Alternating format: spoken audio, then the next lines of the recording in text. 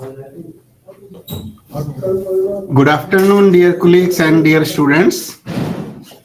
I, Dr. Ashok Sharma, Regional Director, IGNOU Regional Center, Delhi 1, welcome you all and invite you all to this induction meeting today. And I am so thankful to our Director, School of Gender and Development Studies, and faculty for kindly giving us their valuable time for this induction meeting today for our students and our learners. And this is a very important program which we are going to discuss today, Master of Arts in Gender and Development Studies.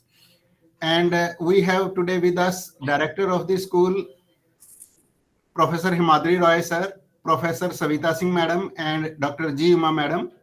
And today they will be guiding us all about this important program of our university. So I welcome you, sir. I welcome you, ma'am. And I request you to please kindly guide us and our students, please. Thank you, sir. Thank you, Ashok Sharma ji, Dr. Ashok Sharma. Thank you so much. Thank you, the RC Delhi, for organizing this. This is really helpful because the school needs such kind of induction to help not only the students but also the counselors who will be taking the classes. And this is why very important is because it helps to be in direct touch with the nodal center as well as with the faculties and the counselors, and whatever administrative and academic issues are there that can be addressed in this such induction. And I would always welcome the new counselors who are part of it, as well as if the learners are over here, they are also welcome. And it's very important that such counseling sessions help the school also to disseminate the knowledge of not only this masters but across all the programs that is housed in the school. And for these the program coordinators, Professor Savita Singh and Dr. G. Uma, both are very apt and they will help you to understand the program in details much. I'll not waste much time of this but I am very thankful to RC Delhi and especially Dr. Sharma for initiating such a big assignment and arrangement for the school. Thank you so much. Over to Professor Savita and Dr. Sharma. So I welcome you all. I thank Dr. Sharma for organizing this, Himati Roy for taking out time to be with us today. And as he was hinting that school has many programs, but MAGD, MA in Gender and Development Studies was the first program that the school started. So it's an old academic program, and it is available both in Hindi and English. It is a program that actually defines the mandate of the school. So from every perspective, it's a very important program. I think Gender and Development Studies started this MA program when nobody had in the country this program running anywhere. And I don't think still that there is any MA in Gender and Development Studies anywhere in the country. So the students who take this course are very privileged and they're very well placed in terms of not only acquiring the degree, which gives them social and academic standing, but also in locating themselves in the field of gender and development, because it equips them with a certain kind of skills to understand and to work with institutions that require gender training, gender skills. It's a very skill promoting program. It's a skill in terms of knowledge and also in terms of practice. So I will ask Dr. G. Uma, who's the other coordinator of the program, to introduce the structure of the course, and then I will explain the content of the course to our students. Uma, please. Thank you, Dr. Professor Savita Singh. So thank you so much, RC Delhi 1 and Director RC Delhi 1, Regional Director RC Delhi 1, and Professor Himadri Rai, Director SOGDS, for arranging this and conducting this induction program. Now I briefly introduce the entire program structure. The first year, we are having 6 courses, 5 compulsory courses, and 1 field-based research project or internship. Like this, all 6 courses in the first year are compulsory courses. First course, that is called MGS 001, Gender and Development Concept, Approaches and Strategies. And like MGS 001, we have MGS 002, MGS 003, that is Gender Analysis. MGS 004 is Gender Sensitive Planning and Policy Making. And MGS 005, that is the Research Methodologies in Gender and Development Studies. These are the 5 courses. It's a theory courses. For these theory courses, learners, they need to submit 1 assignment, as well as they have to take up the term and exams. Apart from these 5 theory courses, we have another compulsory courses, that is MGSP 001, that is the field-based research project or internship. These are the 6 courses in the first year. With regard to 5 theory courses, there is a 2 component. One is the assignment component, as another one is the term and examination. With both assignments as well as term and exam, they need to write for 100 marks. For example, assignment questions already we have uploaded on the IGNOU website. So if the learners, if they go to students section, there is a 1 separate section called download. If they go that particular section in the IGNOU website, they can download the assignment questions for the MA Gender and Development Studies. There they have to write the latest assignments. We have uploaded the assignments for 2023-24. So learners, they have to attempt that assignments. All 5 courses, we have already uploaded the assignments. The assignments, they have to go through the entire course material. Based on their understanding, they have to write their assignment questions. We expect them to write on, express their own words. They should not repeat whatever there in the course material. They should not repeat that. That assignments, they have to write in their own hand. We don't accept the typed assignments. Once they complete the assignments for 5 courses, they can scan their, either they can submit to the RC Delhi 1, or they can scan it. And if they are outside Delhi, then they can scan the assignments and they have to send it through the email ID given in the instruction sections. Like before the assignment questions, in the first page, we have given the instructions. In that instruction sections, we have clearly mentioned the email ID of the email ID. So they can send their assignment questions to that email ID. So this is the, apart from submitting assignment questions, they have to take up the term and exams for all these 5 courses, first year courses. The term and exam, regularly conduct the term and exam in the month of June and the December. Now you are all have enrolled in the July 2023 sections. So you can take the term and exam in the month of June 2024. So for term and exams also, like once the university has uploaded the details related to term and exams, they have to apply for the term and exams. They have to pay the necessary fee for the term and exam. Then automatically your hall ticket will be uploaded in the IGNOU website. They can download and they can take up the term and exams. This is, apart from these 5 compulsory courses, there is another compulsory courses, that is the field-based research project or internship. For the field-based research project or internship, we have prepared the manual for the field-based research project or internship. Those MGSP 001, the research project manual also, you will get it from the university. Kindly go through that. There we have clearly mentioned how to prepare a research proposal.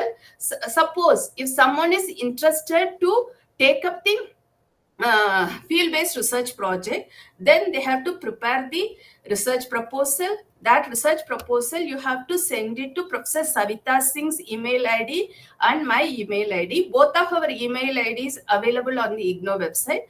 Then we will go through your proposal and we will approve it. Once you get an approval from us, then you can do the field based research project. Suppose if any one of you interested to do the like internship, they have to identify the organization to do the internship.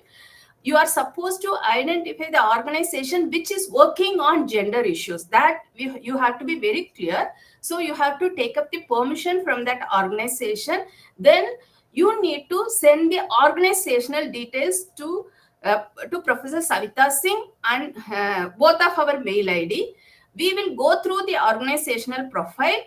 Then once you get an approval from us, you can do the internship.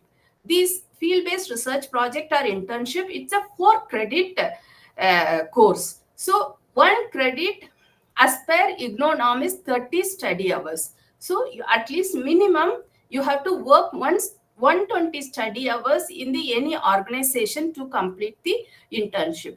After completing the internship, you have to get a completion certificate from the organization, and you have to prepare an internship report. Internship report also we have clearly given how to prepare the internship report.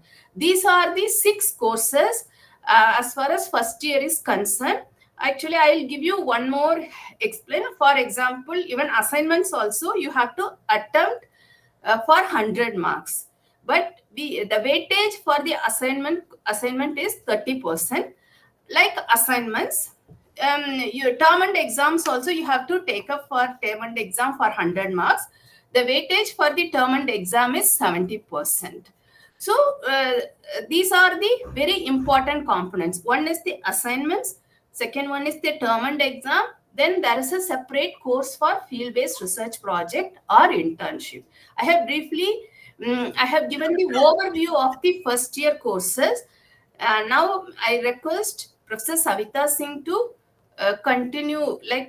She will explain the basis for the MA in Gender and Development Studies. Basic understanding about the MA in Gender and Development Studies. Thank you so much, Uma. Thank you very much. I think as far as the structure of the course is concerned, it is you have given a very clear view, and students should not have any confusion. To repeat it again, in the first year MAGD, you have 5 compulsory courses plus 1 course MGST 01, which is a manual for field-based research or internship. So we have 6 courses basically, all compulsory. So as you would know that if you have taken admission in a field which is not a normal social science field, it is a nuanced field of social theory and practice. And it is nuanced in the sense that it gives you a perspective on our society, on our economy, on culture, on communication, on politics from gender perspective. It is a course, it's a MA course in gender and development studies. So to understand this course, it is important to have this standing where you stand in the field of gender, and that is why you have to understand what is this field, what is gender, why is it not just some other normal social science courses. This is something that you have to really understand, and you will see that with a change of perspective, with a change of stance, with a change of context, your understanding of the world can also change. Like many societies, all societies, basically modern societies, they have been seeking 3 or 4 things. These are the goals of all societies, aspirations, that all human beings that live in society should have at least few things in common. Those few things are good life, dignity, prosperity. And how are they achieved?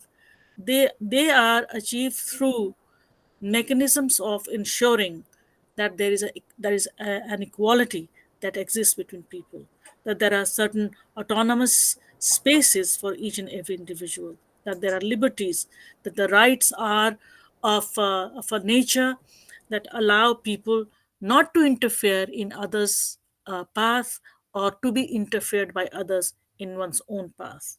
So these are very liberal understanding. If you understand what liberalism is, you will know that these are the principles of modern liberal economy, with a kind of uh, liberal polity, with a kind of capitalist economy, right? This is something that these aspirations are there, and everyone seeks that. But you'll find that in spite of our constitution, which consists of most of these goals, like, you have fundamental rights, you have directive principles, which ensures that you follow certain duties as well, that rights and duties are matched, so that human beings don't have basic problem in protecting their own life and also ensuring the livelihood of other people. One thing that has persisted is what is known as subordination of women and subordination of other people who actually do not have the same cultural, heterosexual orientations in their lives. Because it is a gender study, it is very important for me to explain to you that there are not just one or two genders, female and male. There are other genders. Some if you go into gender studies properly and sexuality studies, you'll find that at least there are 22 kinds of genders, people with different kinds of orientation as far as their sexual life is concerned. So, and all these differences place them differently in the society. And given the universal framework that I'm putting forward before you, which I call liberal framework, you find that in spite of everyone being assured minimum rights, maximum rights, minimum rights, liberties, the lives of everyone is not the same, and that there is an oppression, there is a kind of suppression involved as far as the differences in gender positions are concerned. This is something uh, normal social sciences will not allow you to see, but gender studies does. It tells you that women are in a subordinate position in our society, which nobody can contradict. It is true that gender inequality between men and women, is a basis of our present patriarchal society. It is not only a liberal society; it is also patriarchal society. That is to say, norms and values of the society are set by masculine understanding of the world, and so there is also a feminist understanding of the world. There are norms are very different if you look at how men and women adjust with each other. Like, they are called gender roles. Women are supposed to behave in a certain way, men are supposed to behave in a certain way. Both of them are supposed to be performing different roles, and those roles that they're given or chosen by them through socialization allow them to also have different norms and also different needs. So it seems that on the basis of superiority and inferiority of two kinds of people living in the society here, because I'm only talking about men and women, not all genders, this kind of subordination, this kind of relationship is accepted. It has got to be accepted, otherwise there are going to be violence.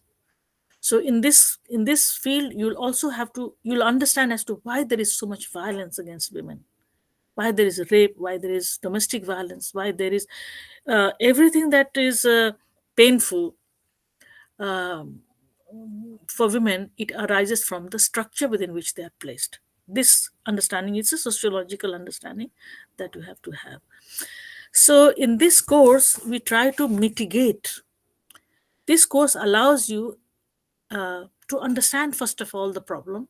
Secondly, how different international bodies have attempted to rectify the situation, mollify the situation, improve the situation, so that uh, there is no oppression of one gender by another gender. And this entire course that you'll read, you'll see that there is a parallel history of empowerment of women, There's a parallel history at every level, at the level of state, at the level of international bodies, at the level of society.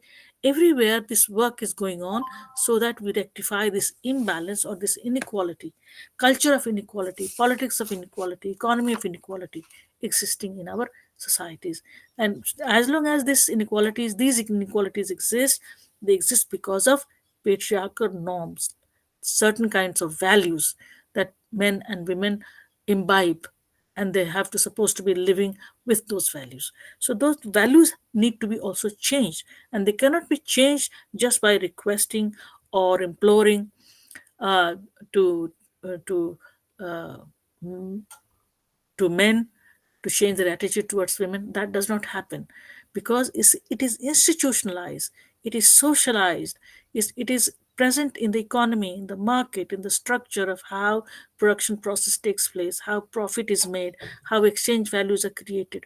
You go everywhere and you will find that this entire system works in favor of one gender, that is masculine gender. And so we have to sort of bring in transformation. So in the first year courses, the first year, there are 5 courses we said, and uh, one course is based on field research.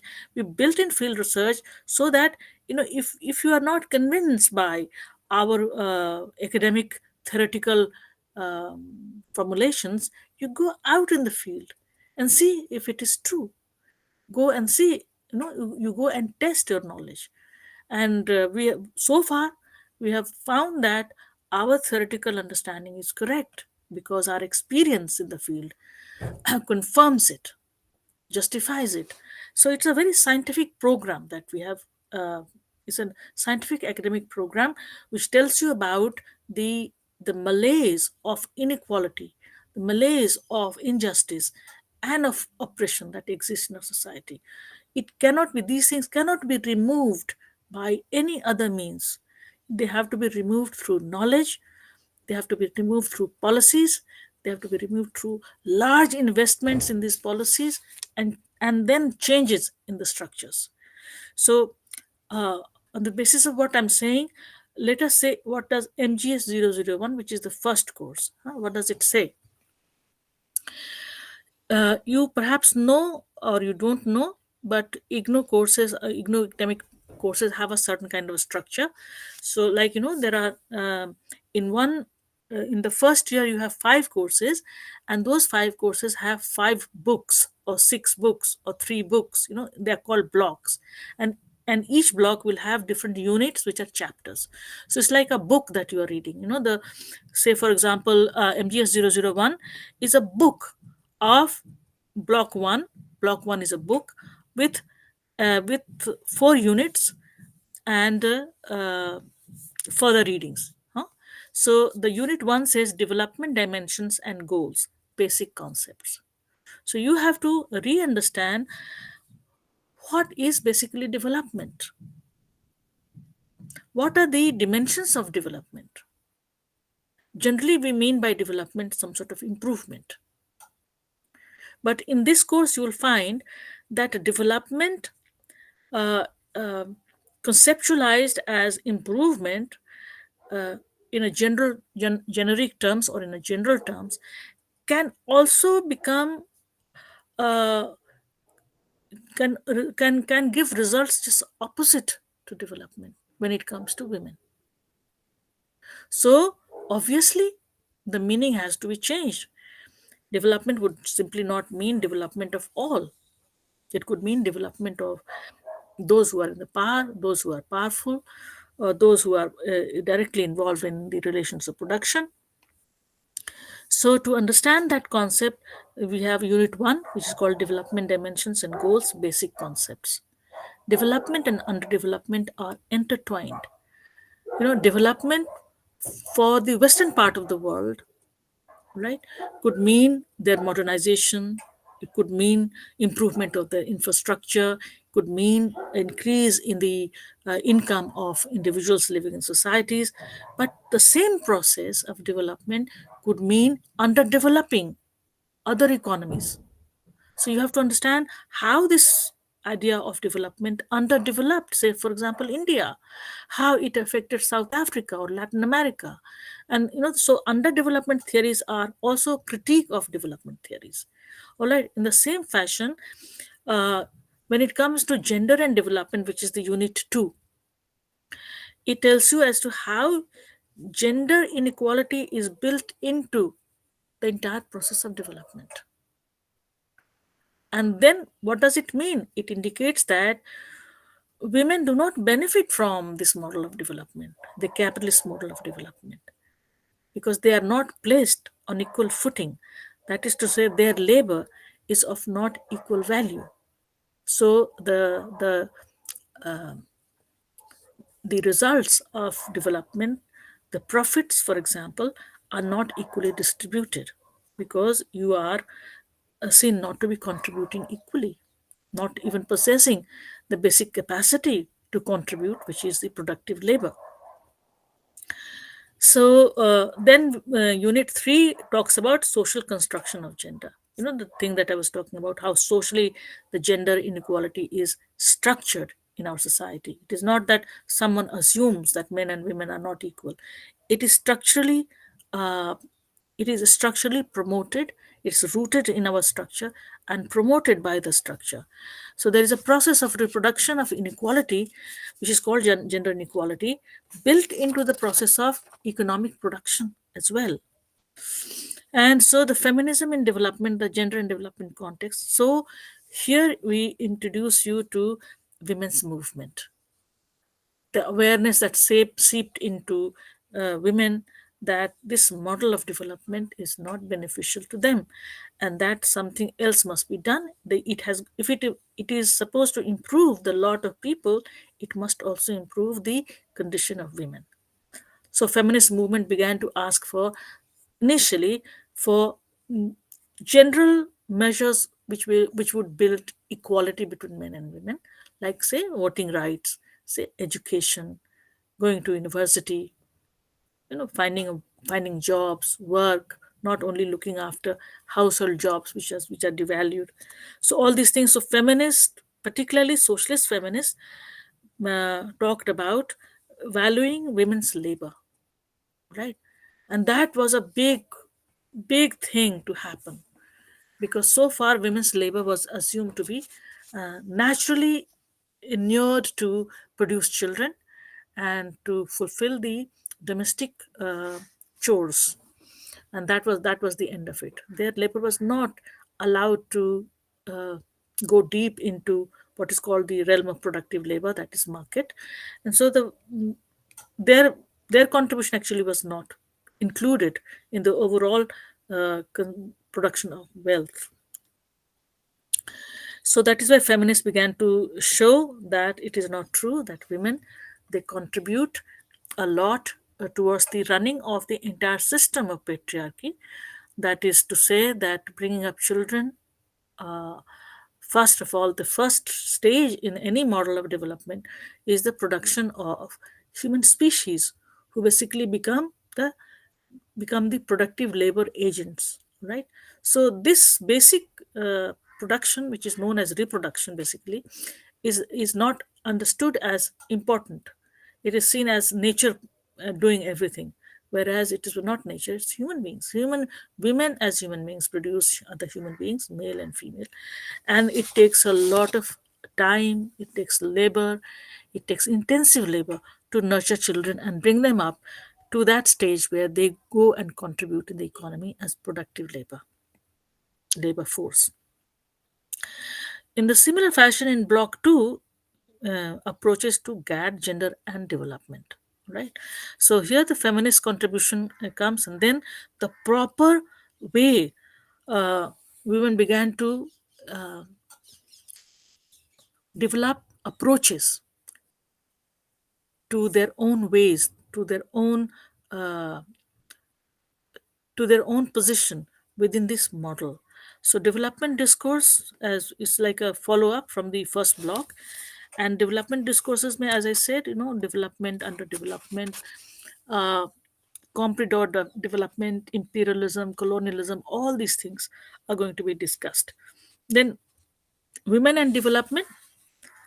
women in development, women and development, and women and gender and development. Part 1.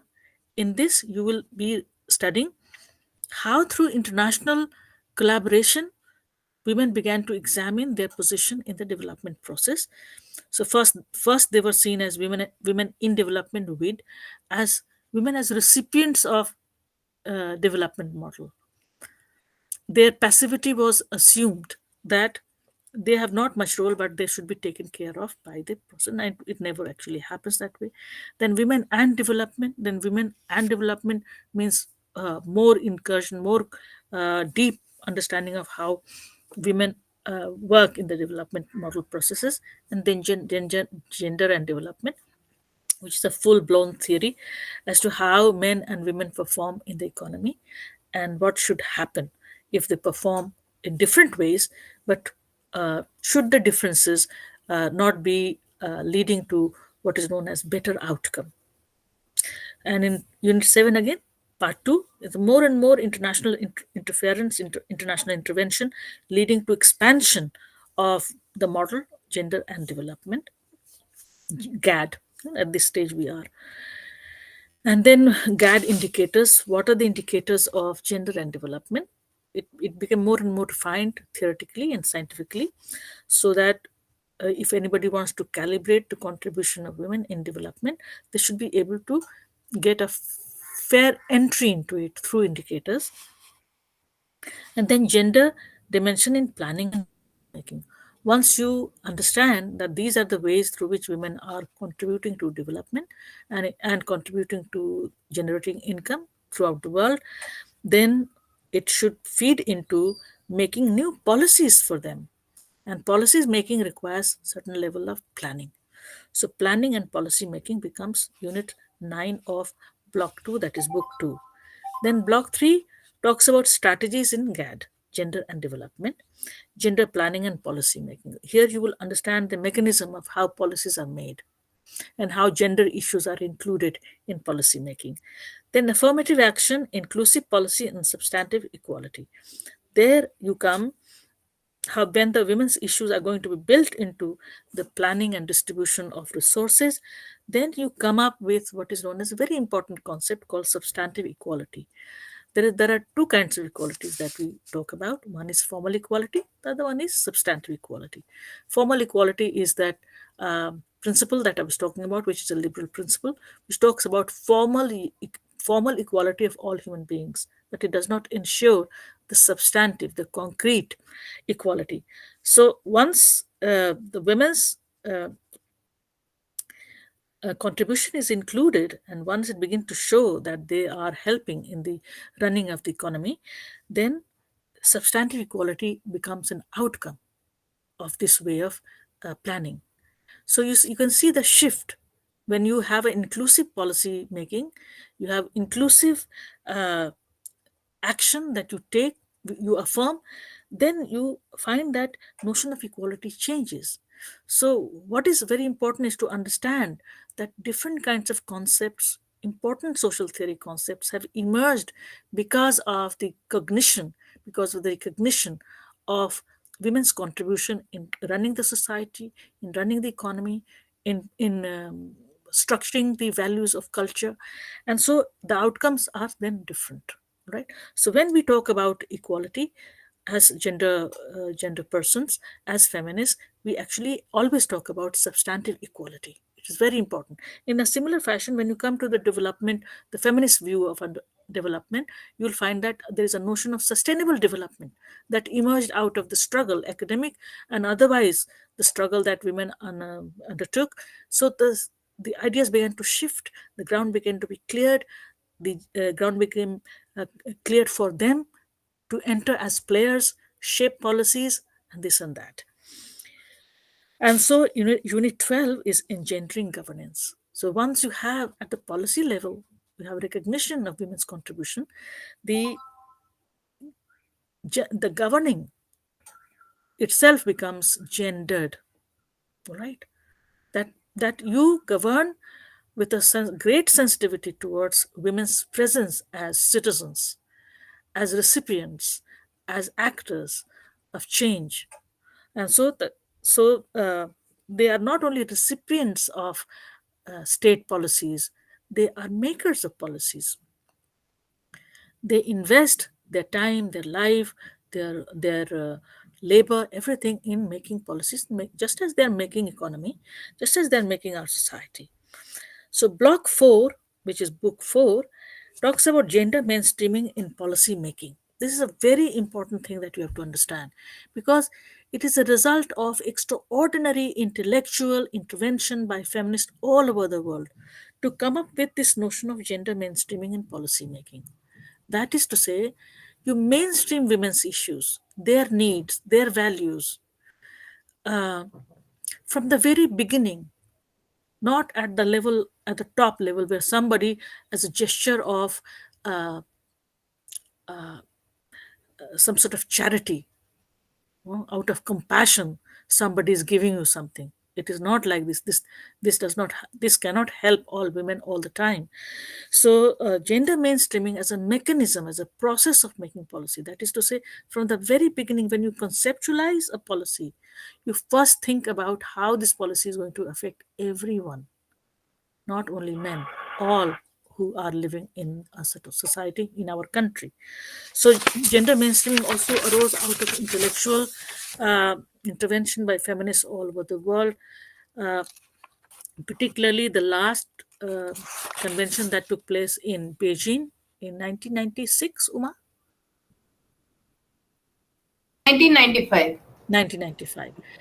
That's when this was made mandatory for all state governments, all nations, to make policies which are mainstreaming gender issues. You see, if you mainstream women issues, then children issues are also taken care of, right? Because generally, in patriarchy, women are clubbed with children. So if you neglect women, you also neglect children. So to make gender streaming as a strategy for the development of our societies necessarily includes issues of childbearing, reproduction, child rearing, nurturing, and making them as important citizens of the country who can contribute in running the state, contribute in running the society, making society more compassionate and equal. All right. So then implementing gender mainstreaming strategies, origin, approaches, and methodology. I have already discussed how it came about. And then Unit 15, gender mainstreaming in policy research program and schemes. Now, you don't make policies just on the basis of some feeling that you have that these policies should be made. You actually go deep into justifying the policy that you want to make. That policy must stick uh, in a way that it addresses the issues that you want to address. So you go uh, gender mainstreaming allows you to go for research, go and study your society, what is needed. Societies need different things because all societies are not equal. They are at the different levels of developments of their economy and so on and so forth. So people can need different things, particularly women need different things in different societies. They all of course need equality and liberty and justice, but they also need other things, like specifically pinpointedly as to what is the need. Like for in rural India, it is very important for women to have safe roads, good roads, you know schools which are nearby, clean drinking water, fuel supply, all of that. These are because they are still cooking. They are still the ones who carry water home. They are the ones who go and pick up wood from the forest for as fuels and so on and so forth. So these are some of the important things. Unless you go into the rural area, you do research as to what all is required, you will not be able to make policies that way. So the Unit 16 again, gender mainstreaming structure and mechanisms. So different societies will have different mechanisms, but gender mainstreaming remains the universal goal. And Block 5, gender and market economics. Very, very important. So gender and process of economic development. So what you do, as I said earlier, that you study your own model of development, right? All societies don't have same model. They might be capitalist modernization may have touched all societies, but their economic development models can change. And that is why it is important that we study the process of economic development, then how businesses are done, enterprise development, gendered impact on agriculture, environment, and ecological concerns. It is so important uh, to understand how, uh, if you look at women as important players in economic development, you can appreciate more their role in agriculture, in environment, and ecological issues. All right, that is why a lot of people are argue that ecological devastation, climate change, is going to affect first women and children, because they are the close workers. They are the ones who are at the root of all of this. They're very, very grounded in these areas. And then formal and informal economy. As you know, the more and more informal the economy, less and less are the chances for women to earn equal wages, or to have job securities, or to have securities of any kind. Formal sector is there are certain norms that apply to formal sector, where there are job securities, pensions, you know, equal wages to some extent. You know, even 2% of women who get equal wages is a very important thing. So formal and informal economy has got to be studied, and the goal is that we should reduce the size of informal economy and increase the size of formal economy, meaning that you have more social security, you have more job security, and you are more accounted for. Your labor is counted properly, valued properly. And then Unit 21 is new liberal policies. Now, you know that we are in the era of what is known as globalization, even post globalization. So, the economy shifted from laissez faire welfare economy to new liberal economy. This shift is also to be understood. New liberal economy is far more individualized, individual based, and it is it is based on more on profit making than on society making, on welfare measures. So how it has impacted women, because women are, first of all, they are not granted by our structures, not granted individual status as independent beings. They see themselves always in relation to their families, their husbands, their community, and so on and so forth. So new liberal economies made them bit nervous, and also changed the nature of work. As a result, it has affected them quite negatively. But in some sectors, neoliberal economy has benefited women who have had good standing. Say, for example, those who've been working on the formal economy, they have benefited. But women in the informal economy have actually, there are a lot of things to worry about for them. Then in Block 6, gender, work, and health. You see, as I've been building up, paid and unpaid work. Some women are paid for the work, some large number of women are not paid for their work. This obviously changes their status in the society. So we take that into account as to which kind of work is paid and which is not paid, which kind of labor is valued and which is not valued. So the Unit 23 is paid and unpaid work of women, some theoretical reflections. Then here we discuss as to how it all happened that women's labor is devalued. Why some very necessary work that they do, like childbearing and rearing, is not valued. That the domestic work that they do, that labor is not valued. What is the reason? What are the theories behind it? So we discuss that. Then livelihood and subsistence production. You'll find that women have been ensuring livelihood, their livelihood and that of their family, particularly in the rural areas, uh, as they have worked in the area of very low level production called subsistence production. They have managed to uh, stick to this ground. You know, they have never been totally out of productive realm. So this is also very, this will help you to understand how women work, how they operate, how they sustain their families and themselves. And then work life balance. particularly. How do they work outside and how they work in the family? How they're creating this balance. It is so important because they have not been relieved of their domestic work. So they have to do two kinds of jobs all the time if they are working outside. So a balance is required. Then unit 27 is sexual harassment.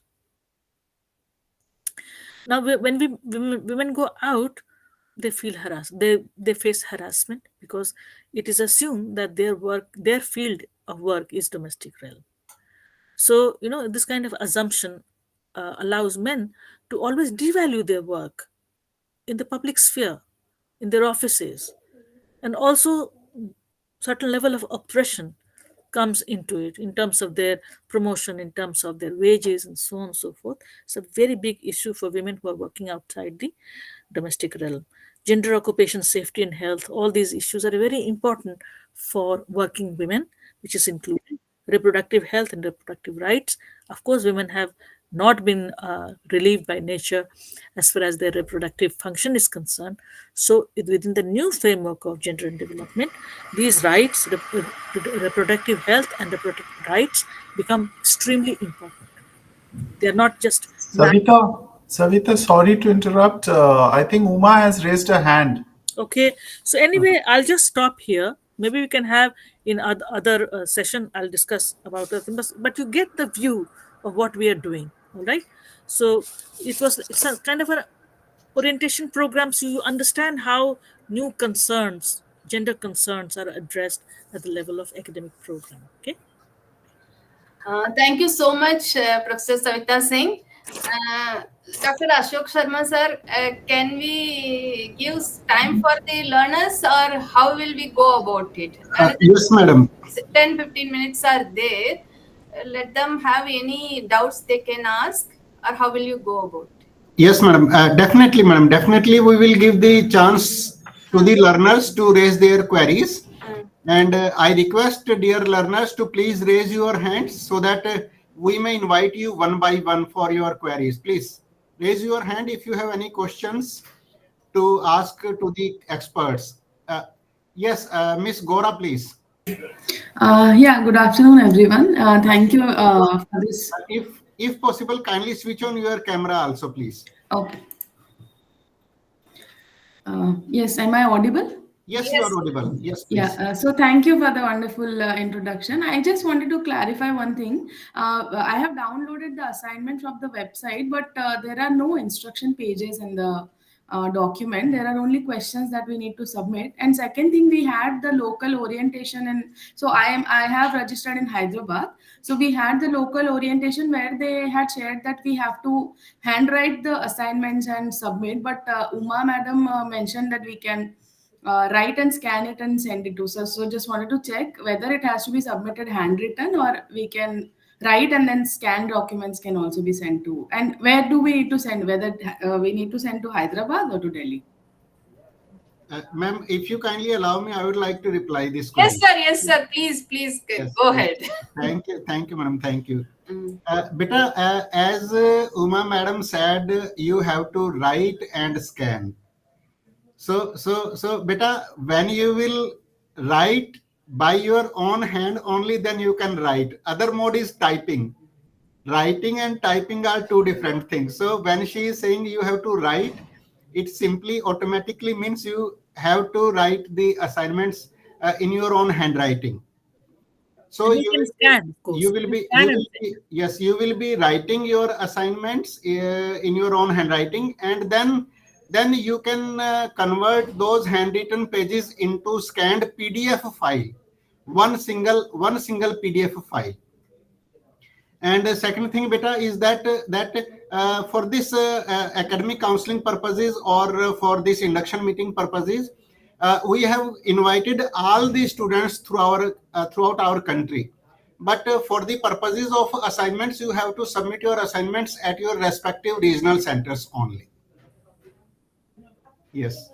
So Okay, this is it. Yes. One more student wants to raise some questions. Sparsh. Yes, you are most welcome, please. Hi everyone, I'm so sorry I'm traveling right now. So is it okay if I keep my camera shut? No issue, beta, no issue. You can please Thank you. proceed. Please. My sole question was more regarding the curriculum of it. So I went through all the study material, and one thing was that there were two courses. So I was skeptical about. One was the specialization in masters in women and gender, and the second was gender and development studies. So when I went through the course, there was little conversation, which I would say was very mild regarding the third gender. There was a conversation that gender is not just binary; it is beyond that, etc. But when it came to like the examples or the overall narrative of it, it was somehow focused on women. Now, when I'm starting with the assignments, my core question lies in that when I am giving examples or when I am building that kind of a concept for myself, is it okay? Most importantly, is it okay that if I extend it beyond that? And Beta, your voice is breaking.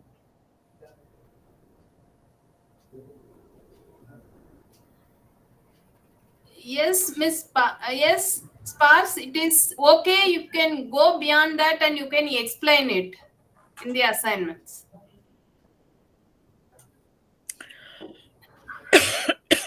I think her voice is breaking. Yes, ma'am. She's traveling, she said, na, so probably the network issues are there. Yes, sir. In the meantime, any other student, if you have any questions, yes, Mr. Dheeraj, yes, please. Good evening, sir. Good evening. If possible, please switch on your camera. Yeah. I'm outside, but anyway, I'll put in my camera on. Yeah, yes. I would like to say thank you very much for the induction for this course. It's a detailed information. Sir, I have opted Study material. material, but what I felt material is not very much convenient to go through because the course is too big. So I would like to understand, is there any option to get the printed material also? You are residing where? Noida, sir. Noida. So you Yes. can visit our Material Production and Distribution Division, MPDD. Okay. And you can check if the material is available with them. So on payment basis, then you can purchase the study material. So you can visit our MPDD, Material Production and Distribution Division. In the regional center. No, not at No, least. this is in the headquarters. This is in the headquarters of Maidan Garhi. Yes. The nearest metro would be Saket Metro. Yes. Right. And my second doubt is, sir, means it's not doubt, it's just question. When is the tentative date for the examination for this first term? For your first terms, as Madam Uma told you in the beginning, because you got enrolled in July 23 session, so your first year examinations will be conducted in June 24. Okay. Write an yearly exam, annual exam. Thank you. Thank you, sir. Thank you, madam. That's all. Yes, you are most welcome. Yes, Miss Ayushi. First of all, good evening to all the present members, and I'm really grateful for this induction program. It has immensely helped us with regard to the whole introduction to the course. My query was with regard to first the field-based project or the internship. Is it supposed to be done before term end examination, or it can be done post that also? You can submit after the exams also, but the first step in that process is that you have to prepare a proposal based on the first year courses. We have 5 courses in the first year. You can go through the first year courses. and you have to choose your interest area. Based on your interest area, you can choose the topic and you can prepare the proposal. For preparing the proposal, we have clearly given the instruction in the manual. And if you go through the course MGS 005, Research Methodologies in Gender and Development Studies, then you will understand how to prepare the research proposal. Definitely, ma'am. But ma'am, is it supposed that even the proposal, is it supposed to be sent before term end examination? No. After that also you can submit it. But the problem is that if you complete before the term and exam, we can evaluate your project immediately after the term and exam. Then you will get the marks along with your term and exam marks. Suppose if you submit after the term and exam, we will evaluate only in the next session. There will be delay in evaluation. That is the only differences. But within 2 years of period, after your first year exams also, you can submit the proposal and you will get an approval. Then you can submit the project. Okay, ma'am. Your That result will be delayed. What it means is that your result will be delayed because without adding the marks of your research project, your result will not be announced. okay, ma'am. That resolves my query. Also, there was this one issue.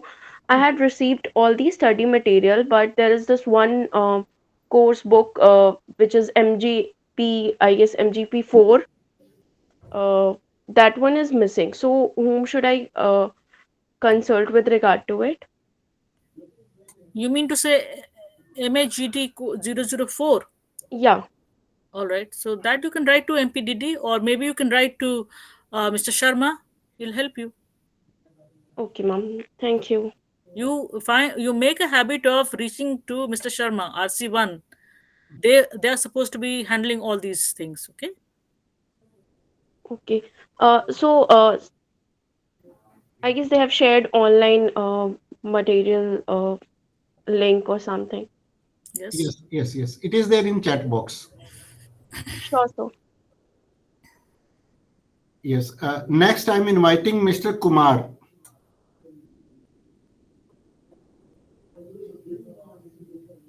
Please unmute yourself.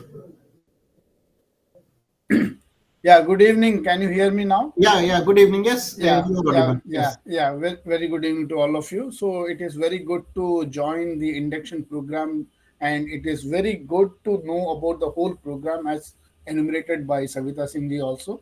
So I have only one question: whether there will be any classes also, and we have to attend the classes, which will be mandatory for us to do, or it is only that we can join through the online virtual also. This is my question. Thank you. Mr. Sharma, would you like to answer? Yes. Definitely, we will organize the academic counseling sessions. But because it is national level program and all the students throughout India will be joining us, so for the most part, we will be organizing online counseling sessions so that everyone can join us. We will Thank you, share sir. I think that we have already shared the counseling schedule with our email.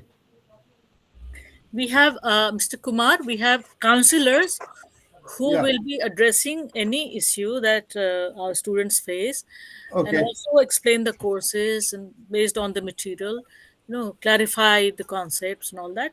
Counseling takes Okay. place because of that. So that Okay. will be organized from time to time, and the schedule will be sent to you. Okay. Okay. We Okay. won't be So lecturing. We won't be lecturing to you all.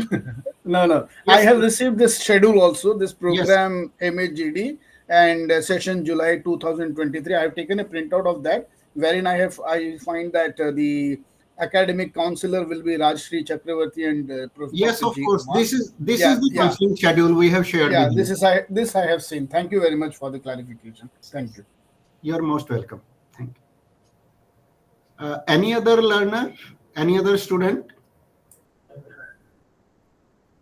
Yes, Miss Minakshi, please. Hello everyone. My query is about the internship and field-based research project. If I want to do a research project in the month of Feb or January, can I do it, or I have to do it before the examination? You just answered, no, this kind of a question. But you can do it in the month of January or February after your exams also. But we will, your marks, your research project marks will be declared after, along with the second year courses.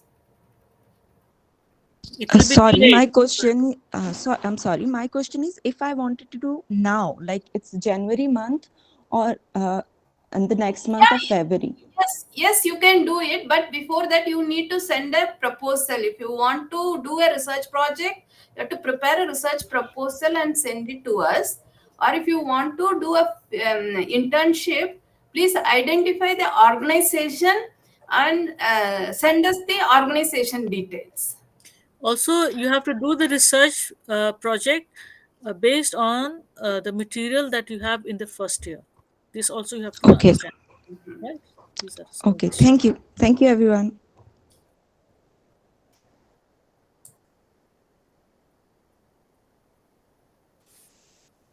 Yes, any other question? Yes, Miss Garima Yadav, please. Yes, hi. Thank you so much, everyone, and a very happy new year to all. I just wanted to clarify. So I downloaded a document which says that assignments for student admitted in July 23 and January 2024. So there it is mentioned that for the learners enrolled for July 2023, they have to submit the assignments by February 15, 2024. But the class schedule that has been shared with us that goes beyond that. So I just wanted to understand. So learners who are enrolled in July, are they expected to submit before the classes are completed? Sir, would you like to answer that? Dr. Ashok Sharma. Yeah, okay. Yes. Can you kindly please repeat the query, please?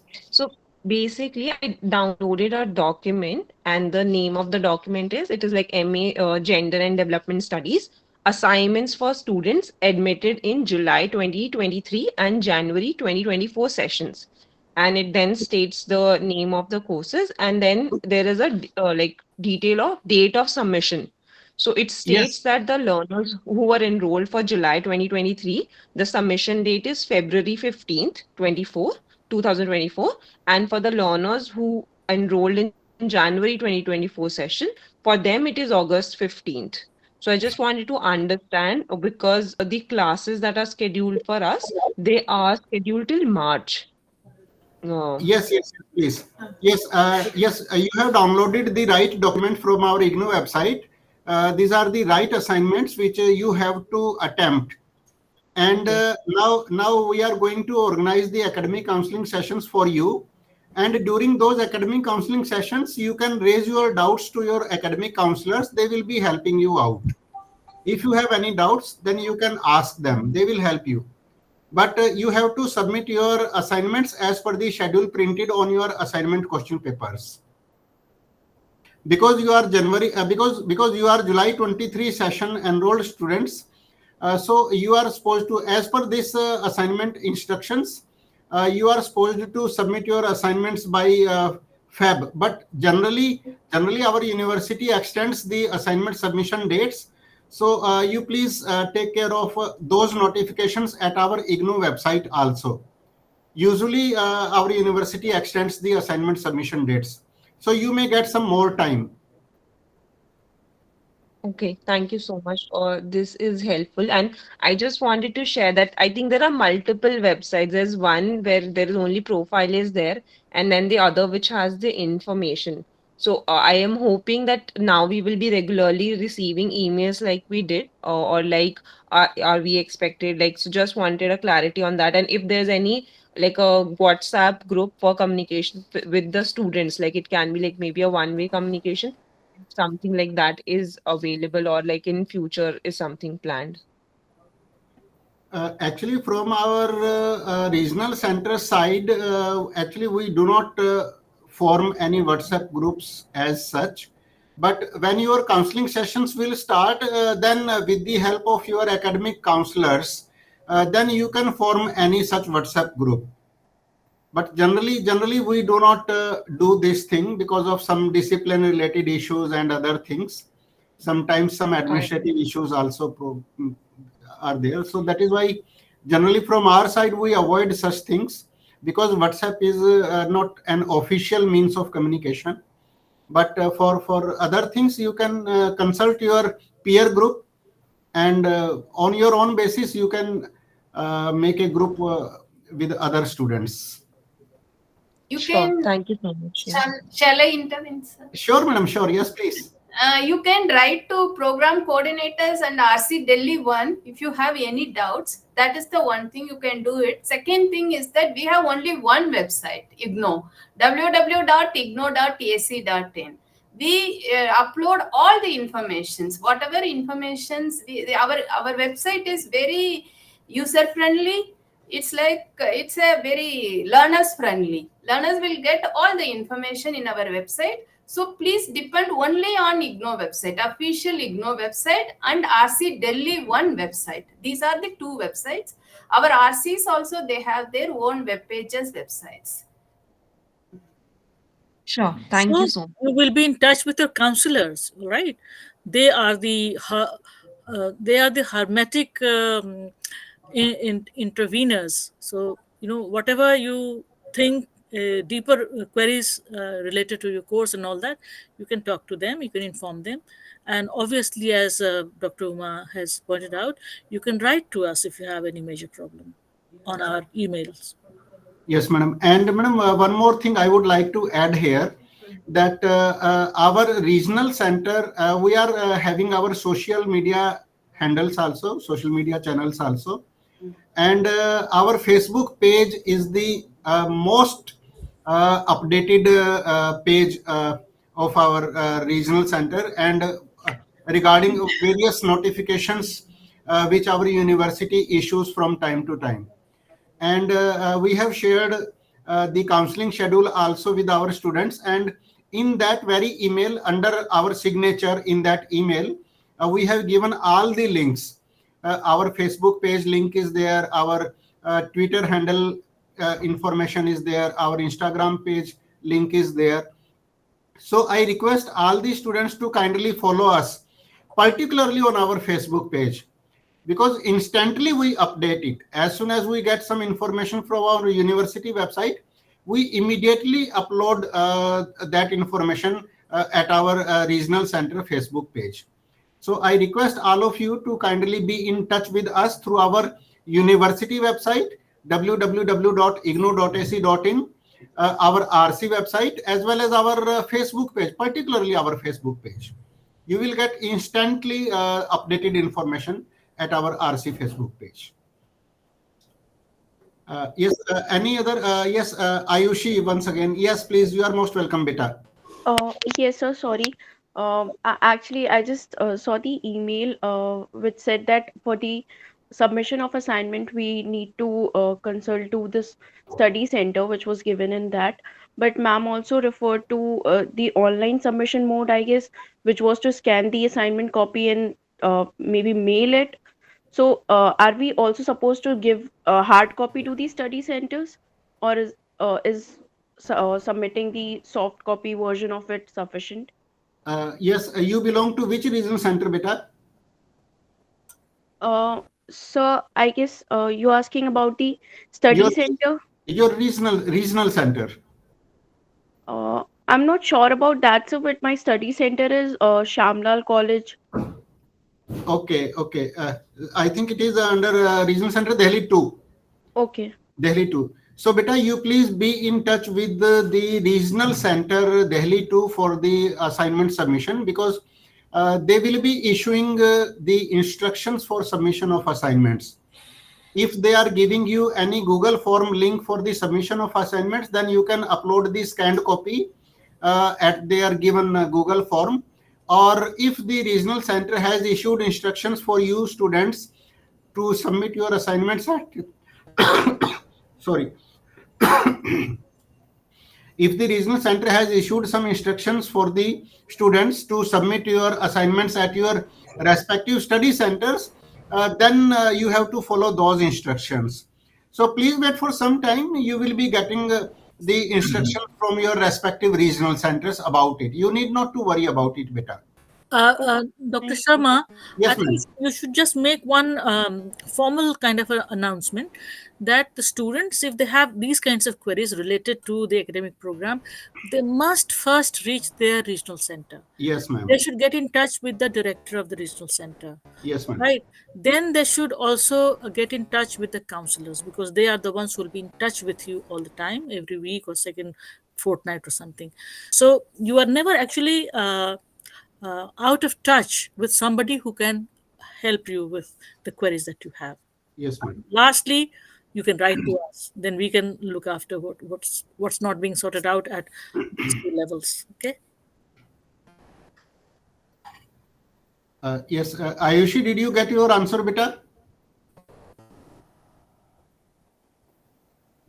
Yes, so Okay, okay. Thank you, beta. Thank you. Yes, any other questions, queries, or suggestions, please? You are most welcome.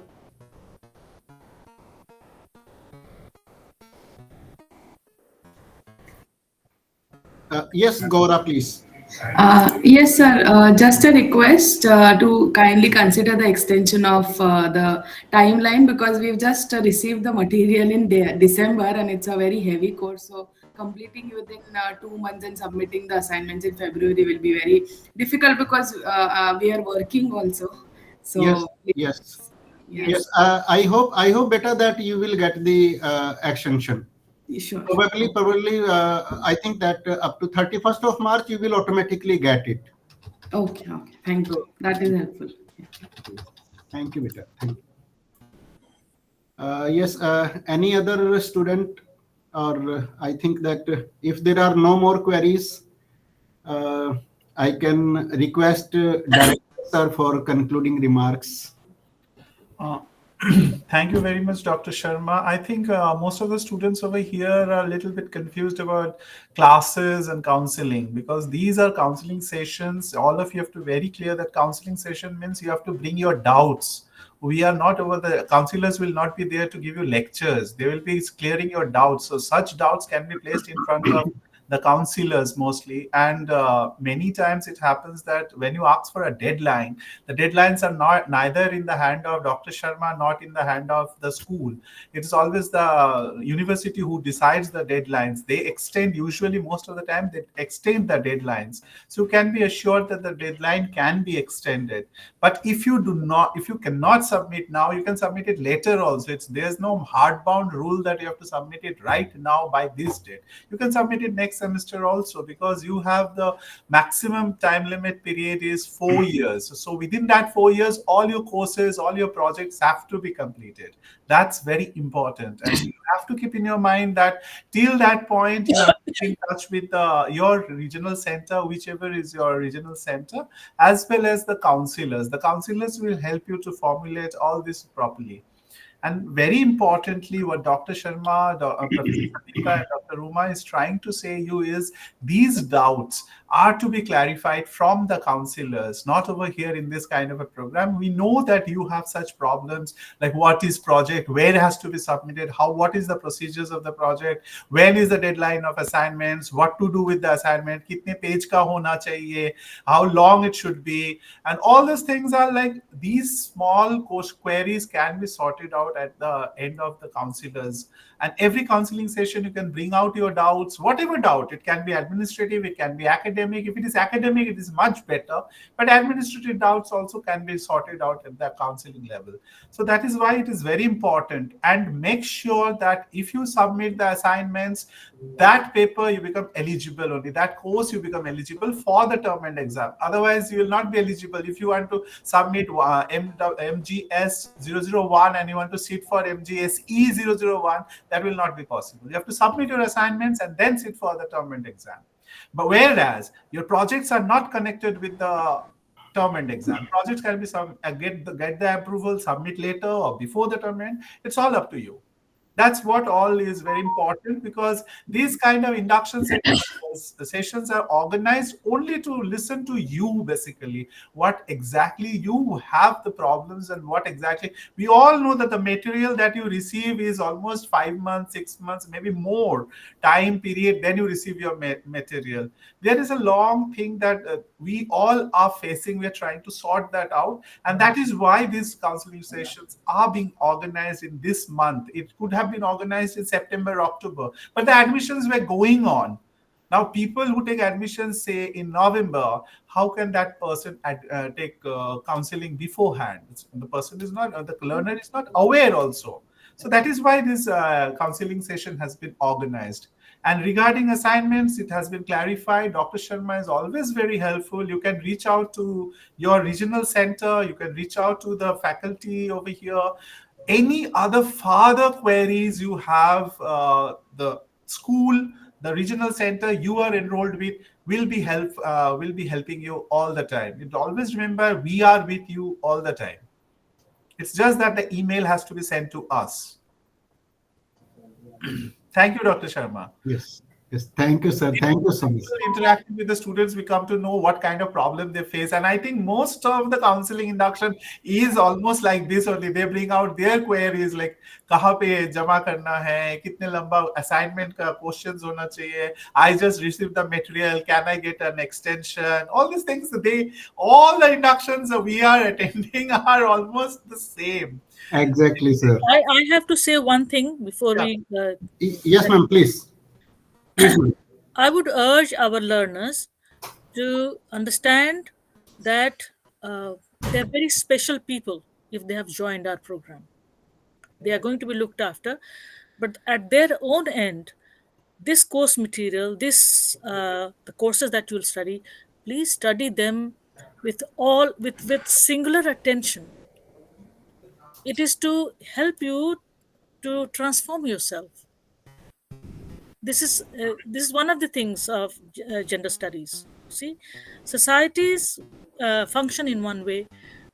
We look at the problems that societies have.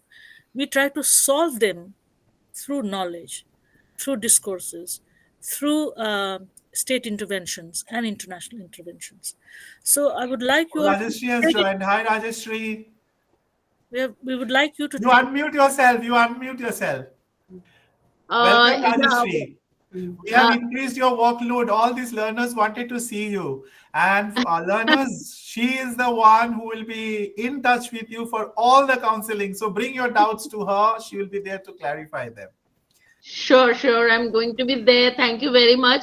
In fact, I've been there for the entire meeting and I've been listening to everyone and the doubts. I remember that, these are doubts which we also had once. When you were students. And we have got such a big support from everyone. And I would just like to tell each and every, student that the study material that you have is very, very comprehensive, and it gives you a clear idea about what your course is all about, what each subject is all about. You just have to go through it properly. That is very, very important.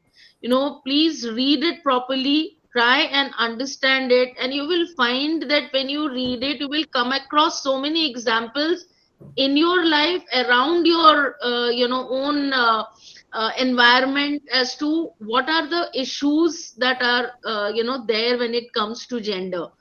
And I'm sure it's going to give you a very good knowledge and idea about it. And of course, if there is any doubt, we are there to help you. So may I complete what I was saying? I was sort of intervened. So much more than just reading, what I'm saying is that you have to take a step further. That's what we want. That's what our aspirations are. Because this knowledge should help to improve our environment, to improve our society, and to also, be in a position to help people make policies who are at the level of governance. So it makes you a responsible citizen of this country. It's very important that you take it that way. Thank you. True. Yes, thank you so much, madam. And before closing the session, I would like to request all our dear learners also to please switch on their camera for a minute so that we can take a screenshot of this event. You all are requested to please switch on your camera for a minute, please. Please. Yes, everyone, please, everyone.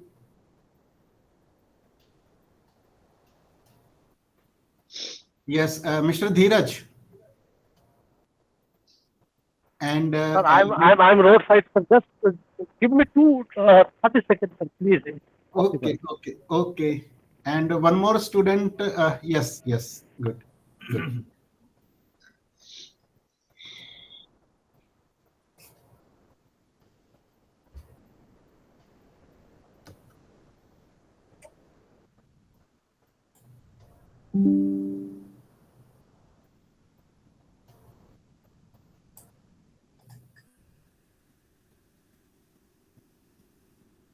Done? We are waiting for Dheeraj, madam. Yes. Sorry. Yes, please. Yes. Anjali, switch on your camera. Yes.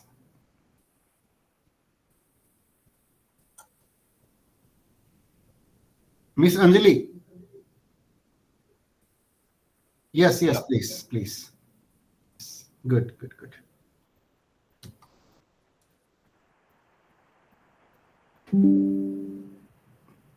Yes, done. Thank you so much, Dr. Sharma, for organizing this. And thank you, Rajashri. You have to take it farther from here. We have always been a support behind you, and we'll always be beside you all the time. And the faculty of MAGD program coordinators will always be there. Dr. Uma or Professor Savita will always be there. And Dr. Sharma has always been very supportive. So we are all here for you. Yes. Thank you so much. Thank you, sir. Thank you so much, sir. Sir, I was going to propose the formal vote of thanks, but you have done this work for me. It's okay. Thank you so much, learners. Hope to see you in all the sessions. Yes, thank you, sir. Thank you. Thank you, everyone. Thank you, everyone. Bye. Thank you, ma'am. Thank you, sir. Thank you so much. Thank you so much. Thank you. Good night, ma'am. Thanks a lot, Mr. Sharma. Thank you, ma'am. Thank you so much. Thank you so much, sir, for organizing and supporting our program, school program. Yes, thank you, ma'am. It's our duty, ma'am. It's our duty. Yes, we are one family, and we have to promote our each and every program, ma'am. So, rather, I am thankful to you. Please be in touch with us, just in case there is something that arises, or some student wants more clarification than the counselor can provide. Then we will come. We'll step in. Okay. Right, madam. Right. We are there, sir. Both of us are there. We will support you. Then you have to, if any doubt or anything, just make the whole thing smooth for the students, so they don't, go into that e-governance and write unshunt. Yes, madam. Yes. Thank you so much, madam. Thank you, sir. Thank you, sir. Namaskar, madam. Namaskar. Good night. Bye, good night, sir. Bye, Savita.